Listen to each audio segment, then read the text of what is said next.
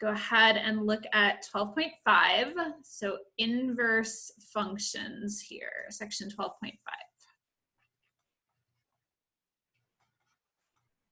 Inverse functions. The reading assignment was good. So thank you for working through the reading assignment. There weren't a ton of issues on there.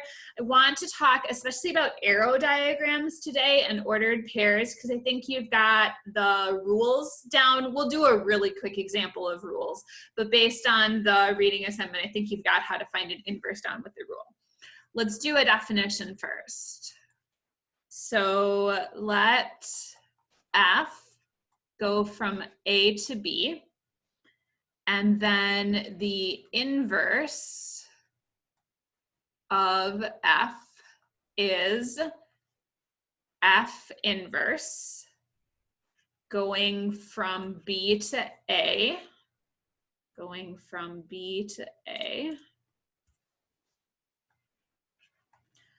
so that F inverse, remember I can write this as a set of ordered pairs, right? This can be a set of ordered pairs. So these are going to look like F of X comma X, so that X lives in A. They're the ordered pairs flipped around. So you have, instead of X comma F of X, we've got the ordered pairs flipped backwards, F of X comma X. Here's the catch with this. Notice that I said the inverse of F and I didn't say the inverse function. So inverse functions sometimes exist and sometimes don't. Let's do a couple examples and I'm going to show you what I mean. So let's say that my set A is 1, 2, 3, 4, and my set B is A, B, C, D. Okay, so we've got these two sets. We worked with these before. My set A is 1, 2, 3, 4, and my set B is A, B, C, D. And let's say my function F is 1A, 2A, 3B, 4D. So that's going to be my function F. 1A, 2A, 3B, 4D. That's my function F. That's a function, right? That's no problem. If I draw an arrow diagram for my function F, it's going to look like this. 1, 2, 3, 4. This is F. A, B, C, D. 1 goes to A, 2 goes to A, 3 goes to B, and 4 goes to D. So that's totally a legal arrow diagram for a function. No problems there, right? Every arrow on the left, or every point on the left, has exactly one arrow coming out of it, and all the arrows point to something on the right. That's totally a function. All good, no issues. Clear there? Talking about functions? Okay, so F inverse, in this case, all I have to do is flip the ordered pairs around. So it would be A1, A2, B3, D4, right? That would be my F inverse. A1, A2, B3, D4. Nod at me, tell me you see where that's coming from. That makes sense, okay?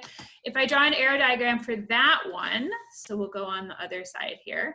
So we'll have A, B, C, D, F inverse. And then we've got 1, 2, 3, 4. So we've got A1, A2, B3, D4. So that's what my arrow diagram would look like. A1, A2, B3, D4. Thumbs up or thumbs down as to whether F inverse is a function. So F is a function. We just talked about that. F is a function.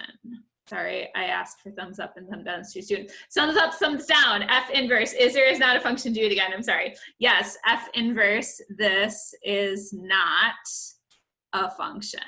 Two things go wrong. A has 2 arrows coming out of it, and C has no arrow coming out of it. So F inverse is not a function. Theorem then when F inverse is a function, and this is the one you read about as well. This theorem we're not going to prove, but you could if you wanted to. The proof might be in the book. I'm gonna look, hang on a minute. I'm getting my book. This is way easier to do in the front of the classroom because I don't have to leave the video monitor. Is this proof actually in the book? Let me see. 12.5 inverses theorems. It is, the proof is in the book, so you can read it through if you wanted to. Theorem 12.3. Here's my hypothesis. F going from A to B is a function. It's kind of a stupid hypothesis, but that's okay. We'll just introduce our notation in the hypothesis. F going from A to B is a function. And my conclusion is that F inverse is a function if and only if, remember IFF, if and only if, that means we would have to do a proof in both directions. If we were proving this today, right, we're not going to prove it, but we have to go in both directions. So F is inverse is a function if and only if F is bijective. And remember, bijective means one-to-one and onto, both injective and surjective. Okay. Also, we can find F inverse. So remember that F inverse is the function, so that F circle F inverse is equal to the identity function and F inverse circle F is equal to the identity function. And I don't really need parentheses in the first one. You can have them. You don't need them, but we'll get rid of more than just the parentheses. Sorry. Erasing is hard. Okay, so F circle F inverse is the identity function and F inverse circle F is the identity function. Remember also, this is what I asked you in your reading assignment and it was good, so I don't feel the need to talk about this extensively. The identity function is the function that maps everything to itself, right? That's the identity function. You got that? That came through in the reading assignment. That was not a huge big deal. All good? Okay. So we've already talked about how to find F inverse when you have arrow diagrams. We also, did we talk about bijective in arrow diagrams? I don't think we necessarily did. No, not necessarily. So bijective with arrow diagrams. Wow, I'm not writing well today. Bijective with arrow diagrams.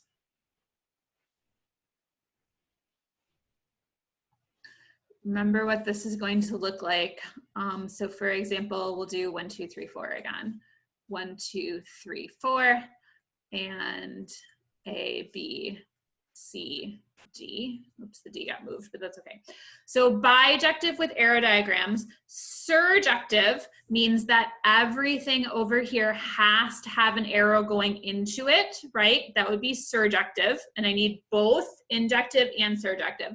So everything over here has to have an arrow going into it, and stuff over here can't point to the same thing. I can't have two arrows pointing to the same thing over here because that would violate injective.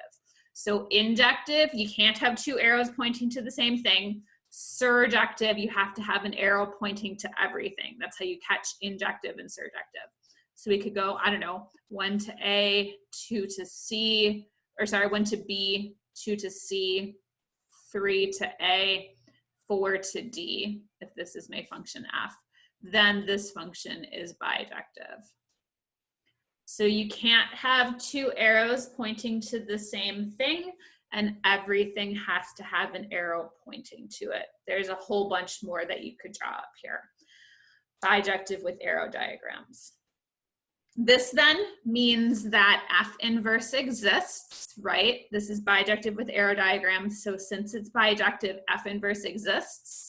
And we can write F inverse as a set of ordered pairs. So I want to go backwards. I want to turn all my arrows around. That means instead of going from 1 to B, I will go from B to 1. So B comma 1 is an ordered pair in F inverse. Similarly, I would have, instead of going from 2 to C, I would go from C to 2. Instead of going from 3 to A, I would go from A to 3.